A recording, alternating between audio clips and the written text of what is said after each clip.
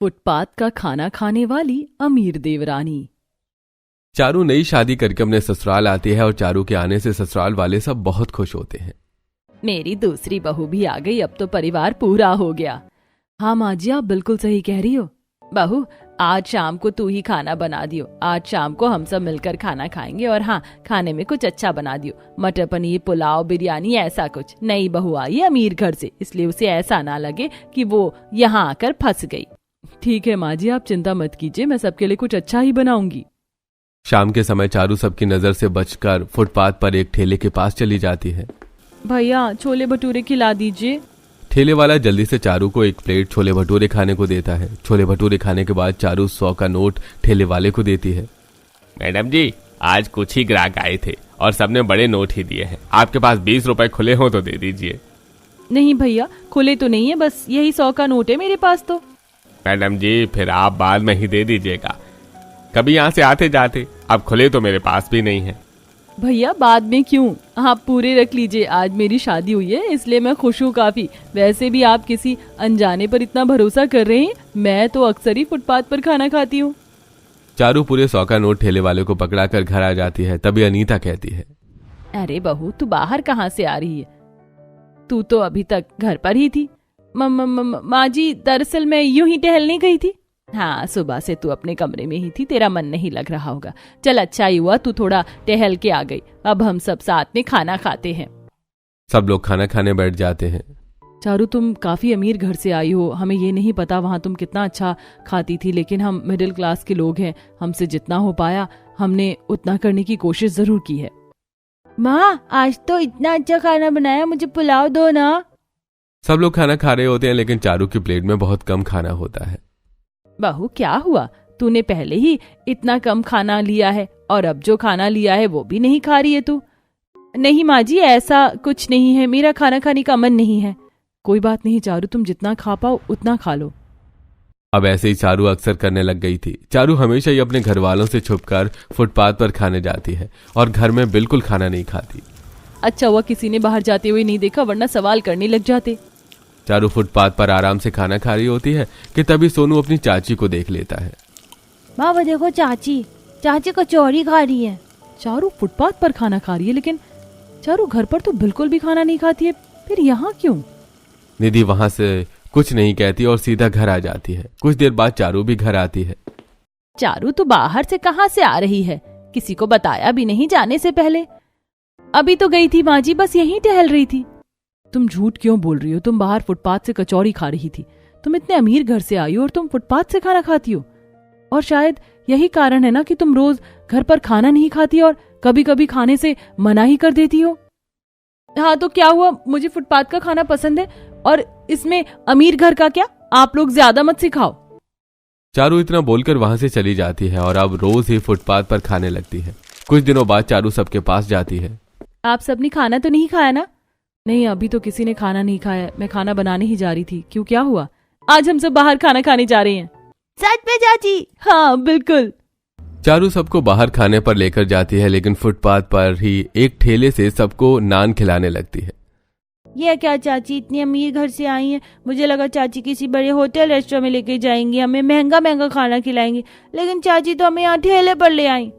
बहू, तू हमेशा फुटपाथ पर ही क्यों खाना खाती है? अरे अच्छा नहीं लगता है ना, आते जाते लोग भी देख रहे हैं। एक दिन का तो समझ आ रहा है, लेकिन तू हमेशा ही यहीं खाती है और इस वजह से अक्सर घर का खाना भी तू नहीं खाती। आप भी ना माँ जी, अरे मैं तो अमीर घर से आई हूँ, लेकिन आप तो मिडिल क्लास वाले लोग ही हो ना, फिर आपको कैसे दिक्कत हो रही है? जब मुझे कोई दिक्कत नहीं है तो आप लोग क्यों इतना चिक कर रही हैं? माँ जी, रहने दीजिए, यहाँ पर सड़क पर बहस करने का कोई फायदा नहीं है। हम सब खाकर यहाँ से जल्दी निकलते हैं। सब लोग खा पी कर घर आ जाते हैं। घर आने के बाद अनीता अपनी बहू से कहती है, बहू, मुझे तेरा कुछ समझ नहीं आ रहा है, तू फुटपाथ पर खाना खाती है इतने अमीर घर से आने के बाद भी। माँ जी, फिर वही बातें शुरू। अरे एक ही बात कितनी बार समझाऊं आपको? मुझे इस बात पर बिल्कुल भी बहस नहीं चाहिए और मुझे जो करना है मैं वही करूंगी। चारू अपनी सास को उल्टा जवाब देकर वहां से चली जाती है। अनीता काफी उदास हो जाती है। अब तो बहू को समझाना भी बेकार है, क्योंकि वो किसी की नहीं सुनेगी। माँ जी, कोई बात नहीं, जब हमें पता है कि चारू किसी की नहीं सुनेगी तो हम क्यों इतना सुनाएं? ऐसे ही कई दिन और निकल जाते हैं। कुछ दिनों बाद चारू की सहेली शीतल उससे मिलने के लिए आती है। चारू तेरी शादी क्या हो गई? तू तो हम सबको भूल ही गई। पता है हम सब फ्रेंड लोग कितने दिनों बाद मिले और तुझे बुलाया तो तू आई नहीं। यार मेरा मन नहीं था आने का। तुझे तो पता ही है ना मैं अपनी मैरिड लाइफ में कितनी बिजी हो गई हूँ। हाँ मुझे सब पता है तू कितनी ज्यादा बिजी हो गई। अब दोस्तों के लिए कहाँ तुझे टाइम मिलेगा। अरे अब ऐसी बातें करती रहेगी या कुछ खाएगी भी? हाँ चारू भूख तो मुझे भी लग रही है काफी ज्यादा। बेटा बताओ क्या खाना है? वैसे यहाँ तो कुछ अच्छा हमारे टाइप का खाने को मिलेगा नहीं। चलना हम कहीं बाहर खाने को चलते हैं या फिर यहीं पर कुछ ऑर्डर कर लेते हैं। एक काम करते हैं हम बाहर ही चलते हैं। मैं तुझे आज कुछ बढ़िया सा खिलाती हूँ। चारू अपनी सहेली को लेकर बाहर चली जाती है और फुटपाथ पर ही चाट पकौड़े खिलाती है। ये देखकर शीतल को काफी गुस्सा आता है और वो तुरंत वापस घर आ जाती है। चारू ये क्या था? तू अपने मिडिल क्लास ससुराल वालों के साथ रहते रहते तू भी मिडिल क्लास हो गई है क्या? तू फुटपाथ पर खिलाने के लिए लेकर आ गई मुझे? हाँ तो क्या हुआ? फुटपाथ पर ही तो खा रहे हैं। तू तो ऐसे बोल रही है जैसे नाले में बिठाकर खिला रही हूँ मैं तुझे। तुझसे तो बात करना ही बेकार है। मैं ही बेवकूफ थी जो यहाँ तुझसे मिलने आ गई। मैं जा रही हूँ। बहू ये क्या किया तूने? तू हम सबको फुटपाथ पर खिला रही है, खुद भी खा रही है, लेकिन अपनी सहेली को तो मत खिला। रहने दीजिए। अरे फुटपाथ पर खिला दिया तो इतना बवाल कर रही है, इससे अच्छा तो ना ही आए हमारे घर। चारू किसी की नहीं सुनती और अपने मन की ही करे जाती है। कई दिनों बाद चारू की शादी को 6 महीने हो जाते हैं, इसलिए वो अपने पति मयंक के साथ बाहर खाने जाती है। आज हम दोनों मेरी पसंद की जगह पर खाने जाएंगे। आपका हुक्म सिर आंखों पर। फिर चारू अपने पति को वहीं फुटपाथ पर ही लेकर जाती है और वहीं से चाउमीन खाने लगती है। चारू ये क्या है? तुम इतनी अमीर होने के बाद भी फुटपाथ पर क्यों खाती हो? पता है माँ भी बोल रही थी कि तुम रोज रोज फुटपाथ पर खाती हो। ऐसा अच्छा थोड़े ना लगता है। मैंने अब तक तो किसी को नहीं बताया, लेकिन अब मुझे बताना ही पड़ेगा। देखिए मैं फुटपाथ पर इसलिए खाती हूँ क्योंकि हमारी शादी से 2 दिन पहले मैंने किसी गरीब को देखा था कि वो बेचारा कैसे सुबह से शाम तक अपना ठेला लगाए खड़ा था और वहाँ कोई भी नहीं आ रहा था। उसी के साथ में एक बड़ा रेस्टोरेंट था जहाँ लोगों को बैठने की भी जगह नहीं मिल रही थी, लेकिन फिर भी वो लोग वहीं जा रहे थे।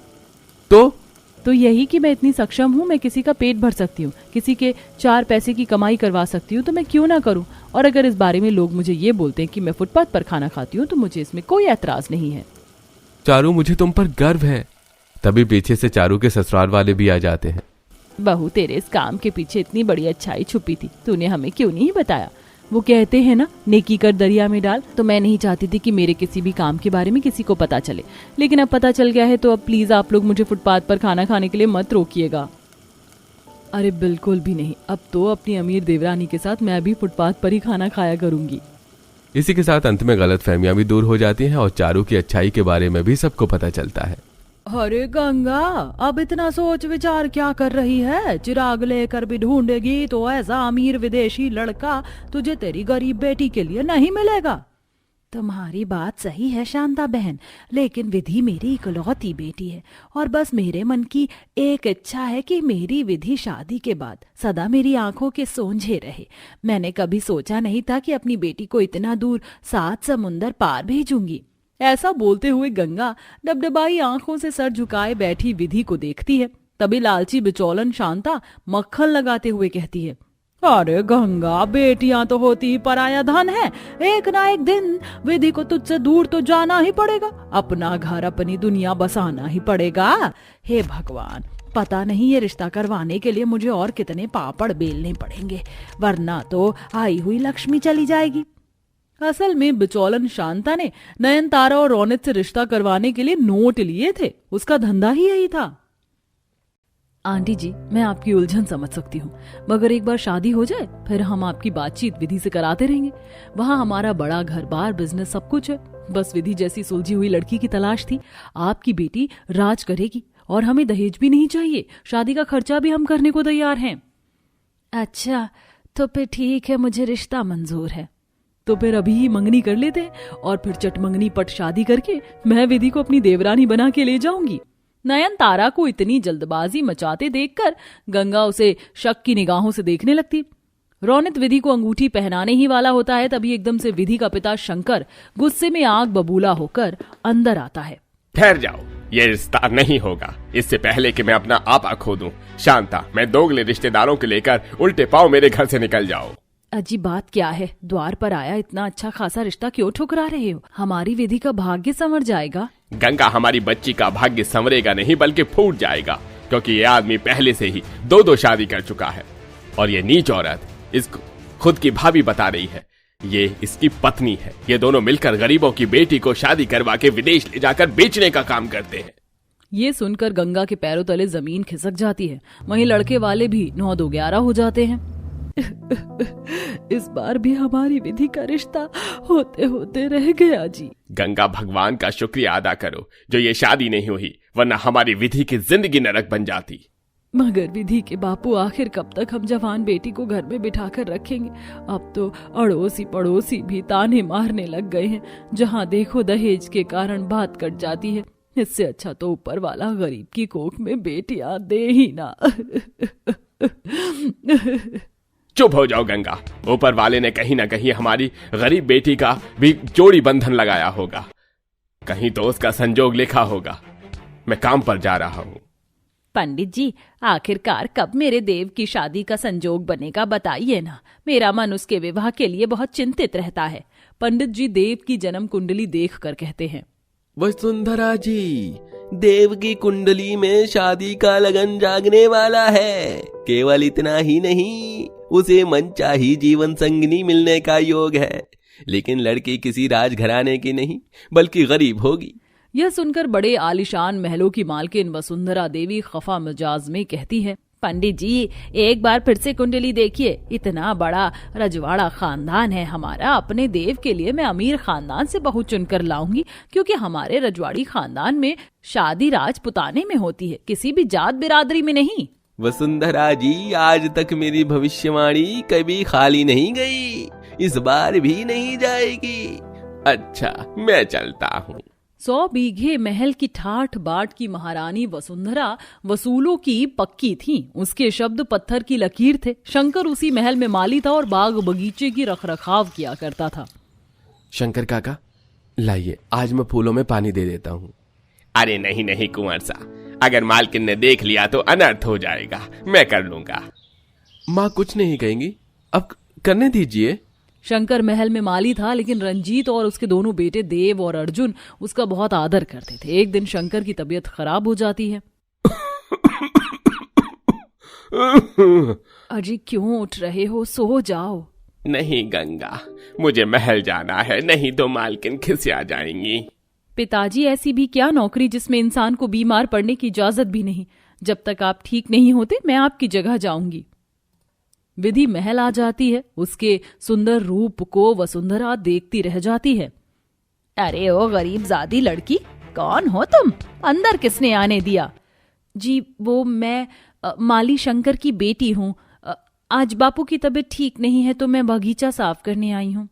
ठीक है, जाओ जाकर अच्छे से बगीचा साफ करना, और सुनो, घूंघट कर लेना। जी महारानी साहिबा। विधि की सुंदरता देखकर वसुंधरा के दिल में खौफ सा बैठ जाता है। विधि महल के आलीशान बगीचे में आती है जो कई बीघे में फैला हुआ था और तरह तरह के फूल खिले थे। विधि फूलों से बतियाने लगती है। पता है इस प्रकृति का सबसे खूबसूरत अनमोल तोहफा क्या है? तुम प्यारे प्यारे रंग बिरंगे फूल जो हर ऋतु में खिलते हो। काश की गरीबों के जीवन में भी खुशियों के रंग होते। भंवरे ने खिलाया फूल, फूल को ले गया राजकुमार। भंवरे ने खिलाया फूल, फूल को ले गया राजकुमार।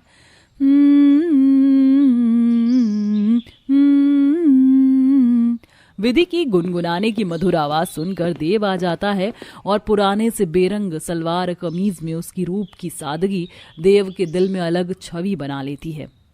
कोई इतना खूबसूरत कैसे हो सकता है? जी मैं समझी नहीं। मैंने अभी आपकी आवाज सुनी, आप बहुत मीठा गाती हैं। मैं आपकी मदद करवा दूं? जी हाँ। दोनों कुछ पल बात करते और विधि चली जाती है। इसी तरह अब देव विधि के साथ बगीचे में आने का बहाना ढूंढता और एक दिन, लाइए विधि जी, मैं भी आपके साथ फूल चुनवा देता हूँ। तभी देव के हाथ में कांटा चुभ जाता है।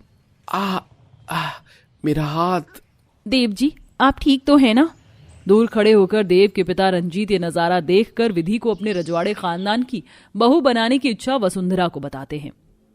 वसुंधरा जी, आपको विधि कैसी लगती है? मैं कुछ समझी नहीं महाराज, आप क्या कहना चाहते हैं? क्यों न विधि को हम अपने देव की दुल्हन बना लें। महाराज इस ख्याल को अपने दिल से निकाल दीजिए। ये गरीब जात बिरादरी की लड़की हमारे रजवाड़े खानदान की बहू बनकर आएगी तो क्या इज्जत रहेगी हमारी। रिश्ता बराबरी वालों में होता है। वसुंधरा जी, देव विधि को चाहता है। मैंने उसकी आंखों में विधि के लिए प्यार झलकते हुए देखा है। एक बार इस महल की महारानी नहीं बल्कि मां बनकर सोचिए, जो हमारे बेटे के हाथ में एक कांटा चुभने से इतना दर्द से भर गई, वो जीवन साथी बनकर देव की ढाल बनकर हर कदम में खड़ी रहेगी और किसी गरीब की बेटी का भाग्य संवार कर आप भी पुण्य की भागीदार बन सकती हैं। रंजीत की बात को सोच विचार कर वसुंधरा हाँ कर देती है। अगले ही दिन सुबह सुबह कई दास दासी सोने चांदी जेवर के साथ वह बारात लेकर गरीब शंकर के दरवाजे पर आती है। एक कच्चा सा खांचा, टूटी खटिया और चूल्हे से उठते धुएं में विधि खाना बना रही थी। उन्हें देखकर शंकर हाथ जोड़कर उठ जाता है। अरे मालकिन, आप हमारे गरीब खाने में, धन्य भाग हमारे जो आपके कदम पधारे। शंकर भाई साहब, आज मैं महलों की मालकिन की हैसियत से नहीं बल्कि आपसे नाता जोड़ने आई हूँ। मुझे आपकी विधि अपने बेटे के लिए भा गई है। शंकर भाई साहब, आज मेरे देव को 11 रुपए और एक नारियल देकर अपना बना लीजिए। गरीब बेटी के खातिर इतने अमीर महलों का रिश्ता आया देखकर विधि के गरीब माता पिता की आंखों से झरझर आंसू बहने लगते हैं। देख रही हो गंगा, ऊपर वाले की रहमत कितनी बड़ी है। इस गरीब जनक के द्वार पर महलों के राम खुद सीता को ब्याहने आए हैं। हमें रिश्ता स्वीकार है। वसुंधरा विधि को चुनरी चढ़ाती है और सोने के जेवर, रुपए, नारियल, मिठाई उसके हाथों में रखती है। वहीं गंगा और शंकर भी 11 रुपए और नारियल देकर रोका करते हैं। दोनों परिवार में शादी की रस्म शुरू होती है और धूमधाम से शादी होकर गरीब विधि विदाई होकर अपने कई बीघा महलों वाले आलीशान ससुराल में आ जाती है, जहां नौकर चाकर उस पर फूल बरसाकर स्वागत करते हैं और वसुंधरा नोटों के बंडल से अपनी गरीब बहू की नजर उतराई करती है। आओ मेरे घर की लक्ष्मी, तुम्हारा हमारी आलीशान महल वाले ससुराल में स्वागत है। इस सोने के कलश को गिराकर गृह प्रवेश करो। विधि सोने के कलश को गिराकर गृह प्रवेश करती है और भीतर आती है, जहां तमाम ठाट बाट थी। सोने चांदी के गुलदस्ते, महंगे झूमर महल की शोभा बढ़ा रहे थे और बड़ा सा दस्तरखान, कई कमरे मौजूद थे। मुझे तो अपने गरीब नसीब पर यकीन नहीं हो रहा कि आज मैं इतनी बड़ी महल की दुल्हन हूँ। भगवान तेरा धन्यवाद। विधि को अपने महल वाले ससुराल में भरपूर प्यार से सम्मान मिलता है। वह खुशी खुशी रहने लगती है।